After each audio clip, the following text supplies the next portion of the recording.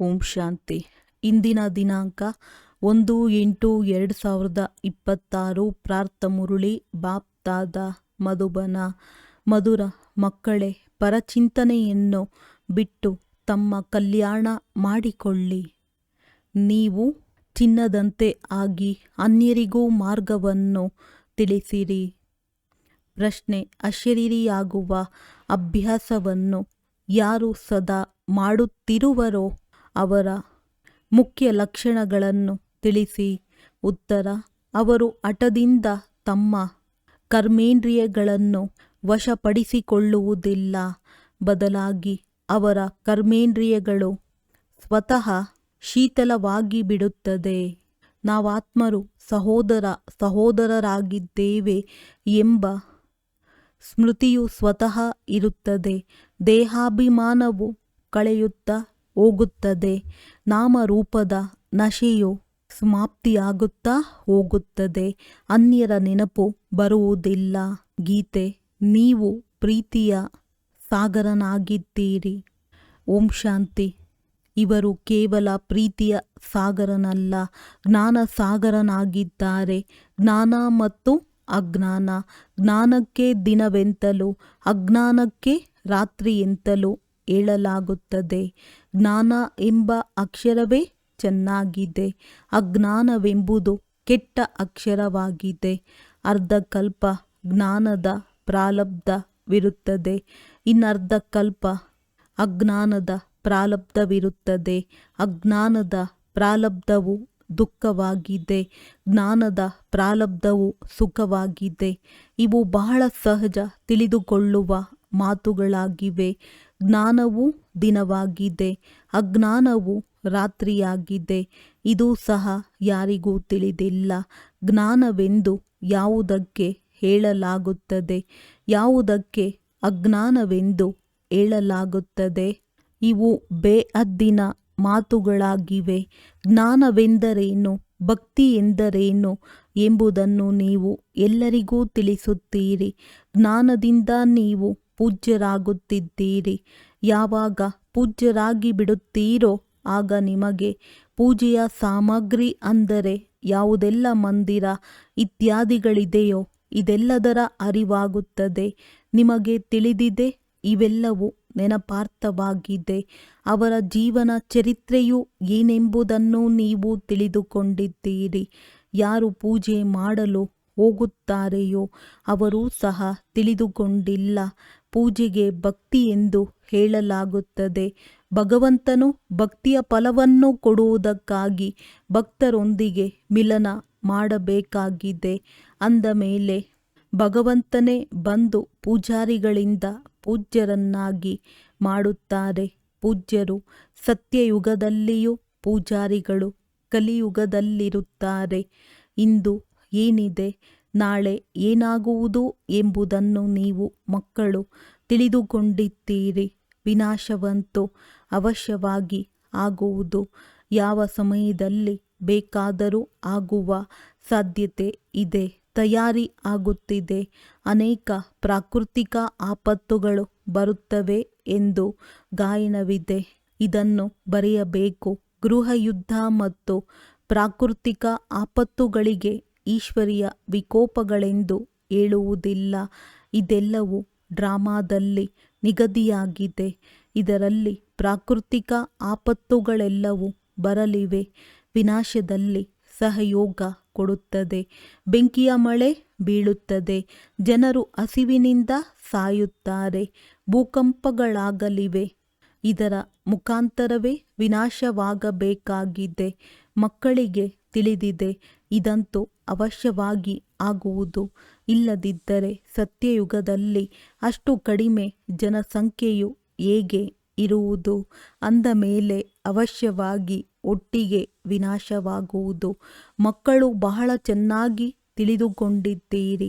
ಎಲ್ಲ ಬಟ್ಟೆಗಳನ್ನು ಈಗ ಒಗೆಯಲಾಗುತ್ತದೆ. ಇದು ಬೇಹದ್ದಿನ ಬಹಳ ದೊಡ್ಡ ಯಂತ್ರವಾಗಿದೆ. ಕೊಳಕಾದ ಬಟ್ಟೆಗಳನ್ನು ಒಗೆದರು ಎಂದು ಗಾಯನವಿದೆ. ವಾಸ್ತವದಲ್ಲಿ ಬಟ್ಟೆಗಳ ಮಾತಿಲ್ಲ, ಇದು ಶರೀರದ ಮಾತಾಗಿದೆ. ಆತ್ಮರನ್ನು ಯೋಗಬಲದಿಂದ ತೊಳೆಯಬೇಕಾಗಿದೆ. ಈ ಸಮಯದಲ್ಲಿ ಪಂಚತತ್ವಗಳೇ ತಮೋಪ್ರಧಾನವಾಗಿರುವುದರಿಂದ ಶರೀರವು ಅದೇ ರೀತಿ ಇರುತ್ತದೆ. ಪತಿತ ಪಾವನ ತಂದೆಯು ಬಂದು ಪಾವನರನ್ನಾಗಿ ಮಾಡುತ್ತಾರೆ. ಮತ್ತೆಲ್ಲರೂ ಸಮಾಪ್ತಿಯಾಗಿ ಬಿಡುತ್ತಾರೆ.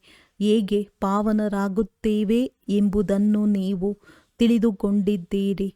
ತಂದೆಯು ಬಹಳ ಸಹಜ ಮಾರ್ಗವನ್ನು ತಿಳಿಸುತ್ತಾರೆ. ಮನುಷ್ಯರು ಏನನ್ನೂ ತಿಳಿದುಕೊಂಡಿಲ್ಲ. ಎಲ್ಲೆಲ್ಲಿ ಭಕ್ತಿ ಯಜ್ಞ ಇತ್ಯಾದಿಗಳು ನಡೆಯುತ್ತವೆಯೋ ಅಲ್ಲಿಗೆ ಹೋಗಿ ತಿಳಿಸಿ. ನೀವು ಯಾರ ಭಕ್ತಿ ಮಾಡುತ್ತಿದ್ದೀರೋ ಅವರ ಚರಿತ್ರೆಯನ್ನು ತಿಳಿದುಕೊಳ್ಳುವುದರಿಂದಲೇ ನೀವು ದೇವತೆಗಳಾಗಲು ಸಾಧ್ಯ.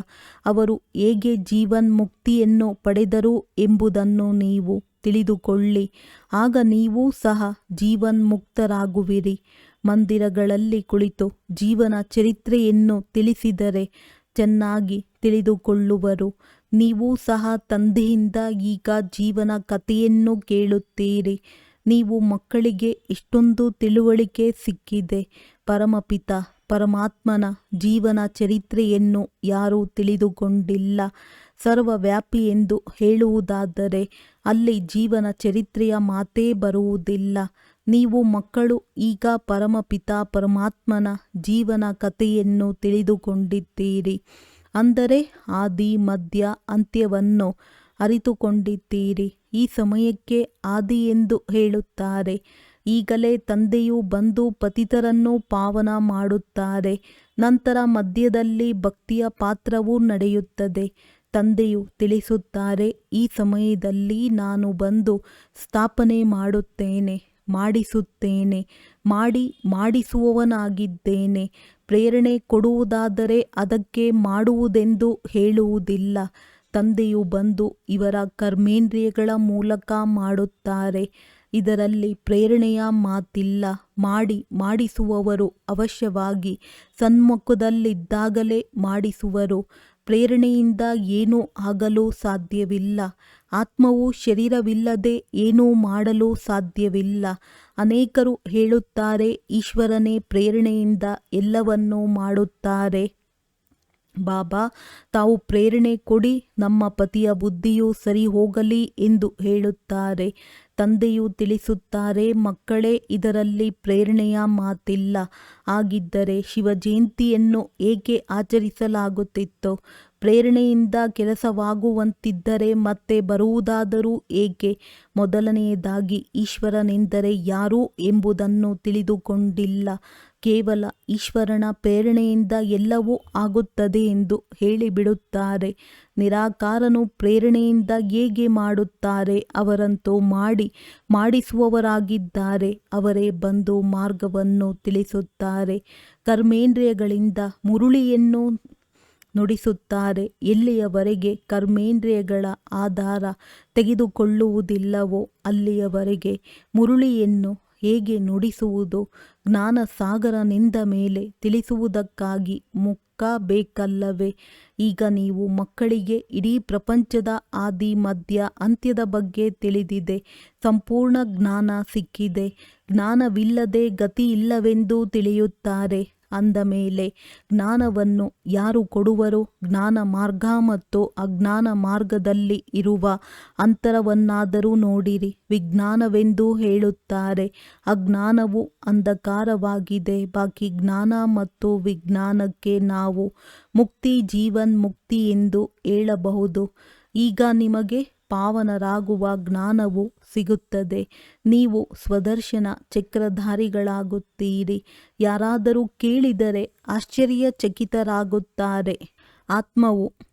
ಆತ್ಮವು ಜ್ಞಾನವನ್ನು ತೆಗೆದುಕೊಳ್ಳುತ್ತದೆ ಎಂದು ಹೇಳುತ್ತಾರೆ. ಅಂದ ಮೇಲೆ ಆತ್ಮವು ಅವಶ್ಯವಾಗಿ ಸಂಸ್ಕಾರವನ್ನು ತೆಗೆದುಕೊಂಡು ಹೋಗುತ್ತದೆ ಎಲ್ಲವೇ? ಮನುಷ್ಯರಿಂದ ದೇವತೆಗಳಾಗುತ್ತೀರೆಂದರೆ ಜ್ಞಾನವಿರಬೇಕಾಗಿದೆ. ಆದರೆ ತಂದೆಯು ತಿಳಿಸುತ್ತಾರೆ, ಪ್ರಾರಬ್ಧಕ್ಕಾಗಿ ಇದು ಪುರುಷಾರ್ಥವಾಗಿದೆ. ಪ್ರಾರಬ್ಧವನ್ನು ಪಡೆದ ಮೇಲೆ ಮತ್ತೆ ಜ್ಞಾನದ ಅವಶ್ಯಕತೆ ಏನಿದೆ? ಸತ್ಯಯುಗವು ನೀವು ಮಕ್ಕಳಿಗಾಗಿ ಪ್ರಾರಬ್ಧವಾಗಿದೆ. ಈ ಮಾತುಗಳನ್ನು ಕೇಳುತ್ತಿದ್ದಂತೆಯೇ ಆಶ್ಚರ್ಯಚಕಿತರಾಗುತ್ತಾರೆ. ಈ ಜ್ಞಾನವು ಪರಂಪರೆಯಿಂದ ಏಕೆ ನಡೆಯುತ್ತಾ ಬಂದಿಲ್ಲ ಎಂದು ಕೇಳುತ್ತಾರೆ. ಇದು ಪ್ರಾಯಲೋಪವಾಗಿ ಬಿಡುತ್ತದೆ. ದಿನವಾಯಿತೆಂದರೆ ಮತ್ತೆ ಅಜ್ಞಾನವಿರುವುದಿಲ್ಲ. ಅಜ್ಞಾನವಿದ್ದಾಗಲೇ ಜ್ಞಾನದ ಅವಶ್ಯಕತೆ ಇರುವುದು. ಇವು ಸಹ ತಿಳಿದುಕೊಳ್ಳುವ ಮತ್ತು ತಿಳಿಸುವ ಮಾತುಗಳಾಗಿವೆ. ಕೂಡಲೇ ಯಾರೂ ತಿಳಿದುಕೊಳ್ಳುವುದಿಲ್ಲ. ಶಿವತಂದೆಯು ಭಾರತದಲ್ಲಿಯೇ ಬರುತ್ತಾರೆ. ಮಕ್ಕಳಿಗಾಗಿ ಉಡುಗೊರೆಯನ್ನು ತೆಗೆದುಕೊಂಡು ಬರುತ್ತಾರೆ. ಭಕ್ತಿಯ ಫಲವನ್ನು ಕೊಡುವುದಕ್ಕಾಗಿ ಬರುತ್ತಾರೆ. ಭಕ್ತಿಯ ನಂತರ ಸದ್ಗತಿ ವಿನಾಶವು ಅವಶ್ಯವಾಗಿ ಆಗುವುದು. ಅದಕ್ಕಾಗಿ ಎಲ್ಲ ತಯಾರಿಗಳು ಆಗಿವೆ. ನೀವು ಕೇಳುತ್ತಾ ಇರುತ್ತೀರಿ. ಒಂದು ಕಿಡಿ ಬಿದ್ದರೂ ಸಹ 1-2 ಗಂಟೆಯಲ್ಲಿ ಇಡೀ ಮನೆಯೇ ಸುಟ್ಟು ಭಸ್ಮವಾಗಿ ಬಿಡುತ್ತದೆ. ಇದೇನು ಹೊಸ ಮಾತಲ್ಲ. ವಿನಾಶವು ಖಂಡಿತ ಆಗಬೇಕಾಗಿದೆ. ಸತ್ಯಯುಗದಲ್ಲಿ ಇರುವುದೇ ಕಡಿಮೆ ಜನಸಂಖ್ಯೆ. ಅದರಲ್ಲಿಯೂ ಶ್ರೇಷ್ಠಾಚಾರಿಗಳಿರುತ್ತಾರೆ. ಅಂದಾಗ ಶ್ರೇಷ್ಠಾಚಾರಿಗಳಾಗುವುದರಲ್ಲಿ ಎಷ್ಟೊಂದು ಪರಿಶ್ರಮವಾಗುತ್ತದೆ. ಮಾಯೆಯು ಒಮ್ಮೆಲೇ ಮೂಗನ್ನು ಹಿಡಿದುಕೊಳ್ಳುತ್ತದೆ. ಹೀಗೆ ಬೀಳುವವರಿಗೆ ಬಹಳ ಪೆಟ್ಟು ಬೀಳುತ್ತದೆ. ಸಮಯ ಹಿಡಿಸುತ್ತದೆ.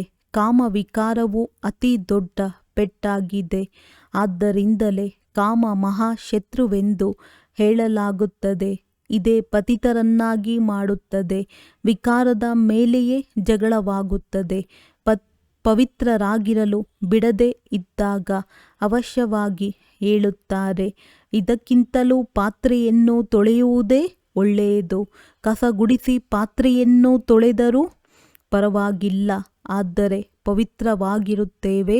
ಇದರಲ್ಲಿ ಬಹಳ ಧೈರ್ಯ ಬೇಕು. ಯಾವಾಗ ಯಾರಾದರೂ ತಂದೆಯ ಆಶ್ರಯದಲ್ಲಿ ಬರುತ್ತಾರೆಯೋ ಆಗ ಮಾಯೆಯೂ ಸಹ ಯುದ್ಧ ಮಾಡಲು ಆರಂಭಿಸುತ್ತದೆ. ಪಂಚ ವಿಕಾರಗಳ ರೋಗವು ಇನ್ನೂ ಅಧಿಕವಾಗಿ ಹೊರಬರುತ್ತದೆ. ಮೊದಲು ಪಕ್ಕಾ ನಿಶ್ಚಯ ಬುದ್ಧಿಯವರಾಗಬೇಕು. ಜೀವಿಸಿದಂತೆಯೇ ಸತ್ತಿದ್ದೀರಿ. ಇಲ್ಲಿಂದ ನಿಮ್ಮ ದೋಣಿಯು ಹೊರಟಿದೆ. ನೀವು ಕಲಿಯುಗಿ ವಿಕಾರಿ ತೀರವನ್ನು ಬಿಟ್ಟಿದ್ದೀರಿ. ನೀವೀಗ ಯಾತ್ರೆಯಲ್ಲಿ ಹೋಗುತ್ತಿದ್ದೀರಿ. ಅಶರೀರಿಯಾಗಿ ತಮ್ಮ ಮನೆಗೆ ಹೋಗುತ್ತೀರಿ. ಆತ್ಮಕ್ಕೆ ಈ ಜ್ಞಾನವಿದೆ. ನಾವು ಒಂದು ಶರೀರವನ್ನು ಬಿಟ್ಟು ಇನ್ನೊಂದರಲ್ಲಿ ಹೋಗುತ್ತೇವೆ.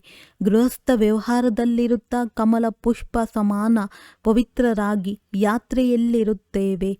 ಬುದ್ಧಿಯಲ್ಲಿ ನೆನಪಿರಲಿ, ಇದಂತೂ ಸ್ಮಶಾನವಾಗಿದೆ. ನಾವೀಗ ಸುಖಧಾಮಕ್ಕೆ ಹೋಗುತ್ತೇವೆ. ತಂದೆಯು ನಮಗೆ ಆಸ್ತಿಯನ್ನು ಕೊಡುವ ಯುಕ್ತಿಯನ್ನು ತಿಳಿಸುತ್ತಿದ್ದಾರೆ. ಪಾವನರಾಗಲು ನಾವು ಯೋಗದಲ್ಲಿರುತ್ತೇವೆ. ನೆನಪಿನಿಂದಲೇ ವಿಕರ್ಮಗಳು ವಿನಾಶವಾಗುತ್ತವೆ. ಆಗ ಆತ್ಮವು ಶರೀರವನ್ನು ಬಿಡುವುದು. ಯಾತ್ರೆಯು ಎಷ್ಟು ಅದ್ಭುತವಾಗಿದೆ. ಕೇವಲ ತಂದೆಯನ್ನು ನೆನಪು ಮಾಡಿ ತಮ್ಮ ರಾಜಧಾನಿಯನ್ನು ನೆನಪು ಮಾಡಿರಿ. ಇಷ್ಟು ಸಹಜ ಮಾತು ಸಹ ನೆನಪಿಗೆ ಬರುವುದಿಲ್ಲ. ತಂದೆಯನ್ನು ನೆನಪು ಮಾಡಿ ಸಾಕು. ಆದರೆ ಮಾಯೆಯು ಅವರನ್ನು ನೆನಪು ಮಾಡಲು ಬಿಡುವುದಿಲ್ಲ. ಪರಿಶ್ರಮವಾಗುತ್ತದೆ. ನಮ್ಮ ತಂದೆಯು ಬಂದಿದ್ದಾರೆಂದು ಆತ್ಮಕ್ಕೆ ಜ್ಞಾನ ಸಿಕ್ಕಿದೆ. ಆತ್ಮವೇ ಓದುತ್ತದೆ ಎಲ್ಲವೇ. ಆತ್ಮವು ಶರೀರದ ಮೂಲಕ ಜನ್ಮ ಪಡೆಯುತ್ತದೆ. ಆತ್ಮವು ಸಹೋದರನಾಗಿದೆ. ದೇಹಾಭಿಮಾನದಲ್ಲಿ ಬರುವುದರಿಂದ ಮತ್ತೆ ಅನೇಕ ಸಂಬಂಧಗಳಾಗಿ ಬಿಡುತ್ತವೆ. ಇಲ್ಲಿ ನೀವು ಸಹೋದರರಾಗಿದ್ದೀರಿ. ಪರಸ್ಪರ ಸಹೋದರಿಯೂ ಆಗಿದ್ದೀರಿ. ಪ್ರವೃತ್ತಿ ಮಾರ್ಗವಲ್ಲವೇ. ಇಬ್ಬರಿಗೂ ಆಸ್ತಿಯೂ ಬೇಕು. ಆತ್ಮವೇ ಪುರುಷಾರ್ಥ ಮಾಡುತ್ತದೆ. ತಮ್ಮನ್ನು ಆತ್ಮನೆಂದು ತಿಳಿದುಕೊಳ್ಳುವುದೇ ಪರಿಶ್ರಮವಿದೆ. ದೇಹಾಭಿಮಾನವಿರಬಾರದು. ಶರೀರವೇ ಇಲ್ಲವೆಂದ ಮೇಲೆ ಯಾವುದರಿಂದ ವಿಕಾರ ನಡೆಸುವುದು? ನಾವಾತ್ಮರಾಗಿದ್ದೇವೆ. ತಂದೆಯ ಬಳಿ ಹೋಗಬೇಕಾಗಿದೆ. ಶರೀರದ ಅಭಿಮಾನವೇ ಇರಬಾರದು. ಎಷ್ಟು ಯೋಗಿಗಳಾಗುತ್ತಾ ಹೋಗುತ್ತೀರೋ ಅಷ್ಟು ಕರ್ಮೇಂದ್ರಿಯಗಳು ಶೀತಲವಾಗುತ್ತಾ ಹೋಗುವವು. ದೇಹಾಭಿಮಾನದಲ್ಲಿ ಬರುವುದರಿಂದ ಕರ್ಮೇಂದ್ರಿಯಗಳು ಚಂಚಲವಾಗುತ್ತವೆ. ಆತ್ಮಕ್ಕೆ ತಿಳಿದಿದೆ, ನಮಗೆ ಪ್ರಾಪ್ತಿಯಾಗುತ್ತಿದೆ. ಶರೀರದಿಂದ ಭಿನ್ನವಾಗುತ್ತಾ ಹೋದಾಗ ಕರ್ಮೇಂದ್ರಿಯಗಳು ಶಾಂತವಾಗುತ್ತಾ ಹೋಗುವುದು. ಸನ್ಯಾಸಿಗಳು ಔಷಧಿಯನ್ನು ಸೇವಿಸಿ ಕರ್ಮೇಂದ್ರಿಯಗಳನ್ನು ಶಾಂತ ಮಾಡಿಕೊಳ್ಳುತ್ತಾರೆ. ಅದಂತೂ ಹಠಯೋಗವಾಯಿತಲ್ಲವೇ? ನೀವು ಯೋಗದಿಂದ ಕೆಲಸ ತೆಗೆದುಕೊಳ್ಳಬೇಕಾಗಿದೆ. ಯೋಗ ಬಲದಿಂದ ನೀವು ಕರ್ಮೇಂದ್ರಿಯಗಳನ್ನು ವಶಪಡಿಸಿಕೊಳ್ಳಲು ಸಾಧ್ಯವಿಲ್ಲವೇ? ಎಷ್ಟು ಆತ್ಮ ಅಭಿಮಾನಿಯಾಗುತ್ತಾ ಹೋಗುತ್ತೀರೋ ಅಷ್ಟು ಕರ್ಮೇಂದ್ರಿಯಗಳು ಶಾಂತವಾಗಿ ಬಿಡುತ್ತವೆ. ಬಹಳ ಪರಿಶ್ರಮ ಪಡಬೇಕಾಗುತ್ತದೆ. ಪ್ರಾಪ್ತಿಯು ಬಹಳ ಉನ್ನತವಾಗಿದೆ ಎಲ್ಲವೇ? ತಂದೆಯು ತಿಳಿಸುತ್ತಾರೆ, ಯೋಗ ಬಲದಿಂದ ನೀವು ವಿಶ್ವದ ಮಾಲೀಕರಾಗುತ್ತೀರಿ, ಕರ್ಮೇಂದ್ರಿಯಗಳ ಮೇಲೆ ಜಯ ಗಳಿಸುತ್ತೀರಿ. ಆದ್ದರಿಂದ ಭಾರತದ ಯೋಗವು ಪ್ರಸಿದ್ಧವಾಗಿದೆ.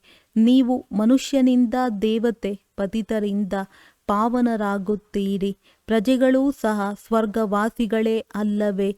ಯೋಗ ಬಲದಿಂದ ನೀವು ಸ್ವರ್ಗವಾಸಿಗಳಾಗುತ್ತೀರಿ. ಬಾಹುಬಲದಿಂದ ಸಾಧ್ಯವಿಲ್ಲ. ಇದರಲ್ಲಿ ಏನೂ ಕಷ್ಟವಿಲ್ಲ. ಕುಮಾರಿಯರಿಗಂತೂ ಸ್ವಲ್ಪವೂ ಪರಿಶ್ರಮ ಇಲ್ಲ. ಬಂಧನ ಮುಕ್ತರಾಗಿದ್ದಾರೆ. ವಿಕಾರದಲ್ಲಿ ಹೋದರೆಂದರೆ ಬಹಳ ದೊಡ್ಡ ಪಂಚಾಯಿತಿಯಾಗಿ ಬಿಡುತ್ತದೆ. ಕುಮಾರಿಯರಾಗಿರುವುದೇ ಒಳ್ಳೆಯದಾಗಿದೆ. ಇಲ್ಲವಾದರೆ ಮತ್ತೆ ಅದರ್ ಕುಮಾರಿ ಎಂದು ಹೆಸರು ಬರುತ್ತದೆ. ಅಂದ ಮೇಲೆ ದಂಪತಿಗಳಾಗುವುದಾದರೂ ಏಕೆ? ಇದರಲ್ಲಿಯೂ ನಾಮರೂಪದ ನಶೆ ಏರುತ್ತದೆ. ಇದೂ ಸಹ ಮೂರ್ಖತೆಯಾಗಿದೆ. ದಂಪತಿಗಳಾದ ಮೇಲೆ ಪವಿತ್ರರಾಗಿರಲು ಬಹಳ ದೊಡ್ಡ ಸಾಹಸ ಬೇಕು. ಜ್ಞಾನದ ಪರಾಕಾಷ್ಠತೆಯನ್ನು ಹೊಂದಿರಬೇಕು. ಅನೇಕರು ಇದರಲ್ಲಿ ಸಾಹಸವನ್ನು ಇಡುತ್ತಾರೆ. ಆದರೆ ವಿಕಾರದ ಬೆಂಕಿಯ ಶಾಖವು ಬಂದು ಬಿಟ್ಟರೆ ಆಟವೇ ಸಮಾಪ್ತಿಯಾಗುವುದು. ಆದ್ದರಿಂದ ತಂದೆಯು ತಿಳಿಸುತ್ತಾರೆ, ಕುಮಾರಿಯಾಗಿರುವುದೇ ಒಳ್ಳೆಯದು. ಅದರ್ ಕುಮಾರಿಯಾಗುವ ಸಂಕಲ್ಪವಾದರೂ ಏಕೆ ಮಾಡಬೇಕು? ಕುಮಾರಿಯರ ಹೆಸರು ಪ್ರಸಿದ್ಧಿಯಾಗಿದೆ.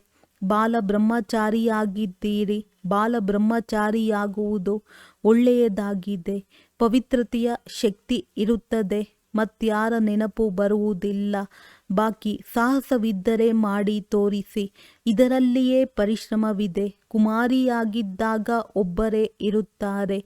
ವಿವಾಹವಾಗಿ ಬಿಟ್ಟರೆ ಅಲ್ಲಿ ಇಬ್ಬರಾಗಿ ಬಿಡುತ್ತಾರೆ. ಇಬ್ಬರಿಂದ ದ್ವೈತ್ಯವು ಬಂದು ಬಿಡುತ್ತದೆ. ಸಾಧ್ಯವಾದಷ್ಟು ಕುಮಾರಿಯಾಗಿರುವುದೇ ಒಳ್ಳೆಯದಾಗಿದೆ. ಕುಮಾರಿಯರು ಸೇವೆಗಾಗಿ ಹೊರಡಬಹುದಾಗಿದೆ. ಬಂಧನದಲ್ಲಿ ಬಿದ್ದರೆ ಮತ್ತೆ ಗೊಂದಲವೂ ವೃದ್ಧಿಯಾಗುತ್ತಾ ಹೋಗುತ್ತದೆ. ಅಂದ ಮೇಲೆ ಬುದ್ಧಿಯು ಸಿಕ್ಕಿ ಹಾಕಿಕೊಳ್ಳುವಂತಹ ಜಾಲವನ್ನು ರಚಿಸುವುದಾದರೂ ಏಕೆ? ಇಂತಹ ಜಾಲದಲ್ಲಿ ಸಿಲುಕುವುದು ಸರಿಯಲ್ಲ. ಕುಮಾರಿಯರಿಗಂತೂ ಇನ್ನೂ ಒಳ್ಳೆಯದಾಗಿದೆ. ಕುಮಾರಿಯರು ಹೆಸರನ್ನು ತಂದಿದ್ದೀರಿ. ಕನಯ್ಯ ಎಂಬ ಹೆಸರು ಗಾಯನವಿದೆಯಲ್ಲವೇ? ಕುಮಾರಿಯಾಗಿರುವುದು ಬಹಳ ಒಳ್ಳೆಯದಾಗಿದೆ. ನಿಮಗಾಗಿ ಬಹಳ ಸಹಜವಾಗಿದೆ. ವಿದ್ಯಾರ್ಥಿ ಜೀವನವು ಪವಿತ್ರ ಜೀವನವೂ ಆಗಿದೆ. ಬುದ್ಧಿಯು ತಾಜಾ ಆಗಿರುತ್ತದೆ. ಕುಮಾರಿಯರು ಭೀಷ್ಮ ಪಿತಾಮಹರಂತೆ ಆಗಬೇಕಾಗಿದೆ. ಕಲ್ಪದ ಮೊದಲೂ ಸಹ ಇದ್ದೀರಿ. ಆದ್ದರಿಂದಲೇ ದಿಲ್ವಾಡ ಮಂದಿರದಲ್ಲಿ ನೆನಪಾರ್ಥವಿದೆ. ಈಗ ತಂದೆಯು ಮಕ್ಕಳಿಗೆ ಆದೇಶ ನೀಡುತ್ತಾರೆ, ನನ್ನನ್ನು ನೆನಪು ಮಾಡಿರಿ. ಮತ್ತೆಲ್ಲ ಮಾತುಗಳನ್ನು ಬಿಟ್ಟು ನೀವು ನಿಮ್ಮ ಕಲ್ಯಾಣ ಮಾಡಿಕೊಳ್ಳಿರಿ. ತಂದೆಯನ್ನು ನೆನಪು ಮಾಡುವುದರಲ್ಲಿಯೇ ಕಲ್ಯಾಣವಿದೆ. ತಪ್ಪುಗಳಾಗುತ್ತವೆ ಎಂದರೆ ಮಕ್ಕಳು ಬಿದ್ದು ಹೋಗುತ್ತಾರೆ. ನೀವು ಪರಚಿಂತನೆಯನ್ನು ಬಿಟ್ಟು ತಮ್ಮ ಕಲ್ಯಾಣ ಮಾಡಿಕೊಳ್ಳಿ. ಅನ್ಯ ಚಿಂತನೆಯಲ್ಲಿ ಹೋಗಲೇಬೇಡಿ. ನೀವು ಚಿನ್ನದಂತೆ ಆಗಿಬಿಡಿ. ಅನ್ಯರಿಗೂ ಮಾರ್ಗವನ್ನು ತೋರಿಸಿರಿ. ಸತೋಪ್ರಧಾನರಾಗಲು ಇದೊಂದೇ ಉಪಾಯವಾಗಿದೆ. ಪಾವನರಾಗದ ವಿನಃ ಮುಕ್ತಿಧಾಮದಲ್ಲಿ ಹೋಗಲು ಸಾಧ್ಯವಿಲ್ಲ. ಒಂದೇ ಉಪಾಯವಾಗಿದೆ. ಇದರಿಂದಲೇ ಮತ್ತೆ ಅಂತ್ಯಮತಿ ಸೋಗತಿಯಾಗುವುದು. ಈಗ ಅಲ್ಲ ಸಲ್ಲದ ಮಾತುಗಳನ್ನು ಬಿಟ್ಟು ಬಿಡಿ. ಇಲ್ಲದಿದ್ದರೆ ತಮ್ಮದೇ ನಷ್ಟ ಮಾಡಿಕೊಳ್ಳುವಿರಿ. ತಂದೆಯು ಶಾಪ ಕೊಡುವುದಿಲ್ಲ. ಶ್ರೀಮತದಂತೆ ನಡೆಯದಿದ್ದರೆ ತಮ್ಮನ್ನು ತಾವೇ ಶಾಪಗ್ರಸ್ತರನ್ನಾಗಿ ಮಾಡಿಕೊಳ್ಳುತ್ತೀರಿ. ಒಳ್ಳೆಯದು. ಮಧುರಾತಿ ಮಧುರ ಅಗಲಿ ಹೋಗಿ ಮರಳಿ ಸಿಕ್ಕಿರುವ ಮಕ್ಕಳ ಪ್ರತಿ ಮಾತ್ಪಿತಾ ಬಾಪ್ ದಾದಾರವರ ನೆನಪು, ಪ್ರೀತಿ ಹಾಗೂ ಸುಪ್ರಭಾತ. ಆತ್ಮಿಕ ಮಕ್ಕಳಿಗೆ ಆತ್ಮಿಕ ತಂದೆಯ ನಮಸ್ತೆ. ಧಾರಣೆಗಾಗಿ ಮುಖ್ಯ ಸಾರ: ನಿಶ್ಚಯ ಬುದ್ಧಿಯವರಾಗಿ ಜೀವಿಸಿದಂತೆಯೇ ಈ ಹಳೆಯ ಪ್ರಪಂಚದಿಂದ ತಮ್ಮ ದೋಣಿಯ ಹಗ್ಗವನ್ನು ಬಿಡಬೇಕಾಗಿದೆ. ತಂದೆಯ ಪ್ರತಿ ಆಜ್ಞೆಯನ್ನು ಪಾಲನೆ ಮಾಡಿ ತಮ್ಮ ಕಲ್ಯಾಣ ಮಾಡಿಕೊಳ್ಳಬೇಕಾಗಿದೆ. ಅನ್ಯರ ಚಿಂತನೆಯನ್ನು ಬಿಟ್ಟು ತಮ್ಮ ಬುದ್ಧಿಯನ್ನು ಸ್ವಚ್ಛ ಚಿನ್ನದಂತೆ ಮಾಡಿಕೊಳ್ಳಬೇಕಾಗಿದೆ. ಅಲ್ಲ ಸಲ್ಲದ ಮಾತುಗಳಲ್ಲಿ ತಮ್ಮ ಸಮಯವನ್ನು ನಷ್ಟ ಮಾಡಿಕೊಳ್ಳಬಾರದು. ಯೋಗ ಬಲದಿಂದ ತಮ್ಮ ಕರ್ಮೇಂದ್ರಿಯಗಳನ್ನು ಶಾಂತ ಶೀತಲ ಮಾಡಿಕೊಳ್ಳಬೇಕಾಗಿದೆ. ವರದಾನ: ತಮ್ಮ ವಿಜಯ ಅಥವಾ ಸಫಲತೆಯನ್ನು ನಿಶ್ಚಿತವೆಂದು ತಿಳಿದುಕೊಂಡು ಸದಾ ನಿಶ್ಚಿಂತವಾಗಿರುವ ನಿಶ್ಚಯ ಬುದ್ಧಿ ಭವ. ಯಾವ ಮಕ್ಕಳು ಸದಾ ತಂದೆಯಲ್ಲಿ ಸ್ವಯಂನ ಪಾತ್ರದಲ್ಲಿ ಮತ್ತು ಡ್ರಾಮಾದ ಪ್ರತಿ ಸೆಕೆಂಡಿನ ಪಾತ್ರದಲ್ಲಿ 100% ನಿಶ್ಚಯ ಬುದ್ಧಿ ಆಗಿದ್ದಾರೆಯೋ ಅವರ ವಿಜಯ ಅಥವಾ ಸಫಲತೆಯೂ ನಿಶ್ಚಿತವಾಗಿದೆ. ನಿಶ್ಚಿತ ವಿಜಯವಿರುವ ಕಾರಣದಿಂದ ಅವರು ಸದಾ ನಿಶ್ಚಿಂತವಾಗಿರುತ್ತಾರೆ. ಅವರ ಚೆಹರೆಯಿಂದ ಯಾವುದೇ ಚಿಂತೆಯ ರೇಖೆಗಳು ಕಂಡುಬರುವುದಿಲ್ಲ. ಅವರಿಗೆ ಸದಾ ಈ ನಿಶ್ಚಯವಿರುತ್ತದೆ: ಈ ಕಾರ್ಯ ಅಥವಾ ಈ ಸಂಕಲ್ಪವು ಸಿದ್ಧಿಯಾಗಿಯೇ ಇದೆ. ಅವರಲ್ಲಿ ಎಂದೂ ಯಾವುದೇ ಮಾತಿನಲ್ಲಿ ಪ್ರಶ್ನೆಯು ಉತ್ಪನ್ನವಾಗಲು ಸಾಧ್ಯವಿಲ್ಲ. ಸ್ಲೋಗನ್: ಹೇಳುವುದರಲ್ಲಿ ಭಾವನೆ ಮತ್ತು ಭಾವವನ್ನು ಬದಲಾಯಿಸಿ ಬಿಡುವುದೇ ವಾಯುಮಂಡಲವನ್ನು ಹಾಳು ಮಾಡುವುದಾಗಿದೆ. ಅವ್ಯಕ್ತ ಸೂಚನೆಗಳು: ಅಪವಿತ್ರತೆಯ ಬೀಜವನ್ನು ಸಮಾಪ್ತಿ ಮಾಡಿ ಸಂಪೂರ್ಣ ಸ್ವಚ್ಛ ಆಗಿರಿ. ಸಂಪೂರ್ಣ ಪವಿತ್ರತೆಯ ಲೆಕ್ಕದಲ್ಲಿ ವ್ಯರ್ಥ ಸಂಕಲ್ಪವೂ ಸಹ ಅಪವಿತ್ರತೆಯ ಬೀಜವಾಗಿದೆ. ವ್ಯರ್ಥ ಸಂಕಲ್ಪ ನಡೆಯುವುದು ಬಹುತೇಕ ಮಕ್ಕಳಲ್ಲಿ ಈಗಲೂ ಸಹ ಸಂಸ್ಕಾರ ಉಳಿದುಕೊಂಡಿದೆ. ವ್ಯರ್ಥ ಸಂಕಲ್ಪದ ಆಧಾರ ಮನಸ್ಸಾಗಿದೆ. ಯಾವುದು ಮನ್ಮನಾಭವ ಆಗಲು ಬಿಡುವುದಿಲ್ಲ. ಹಾಗಾಗಿ ಶ್ರೀಮತ ರೂಪಿ ಲಗಾಮು ಟೈಟ್ ಮಾಡಿಕೊಂಡು ವ್ಯರ್ಥ ಸಂಕಲ್ಪಗಳ ಅಪವಿತ್ರತೆಯನ್ನು ಸಮಾಪ್ತಿ ಮಾಡಿ. ಒಳ್ಳೆಯದು. ಓಂ ಶಾಂತಿ.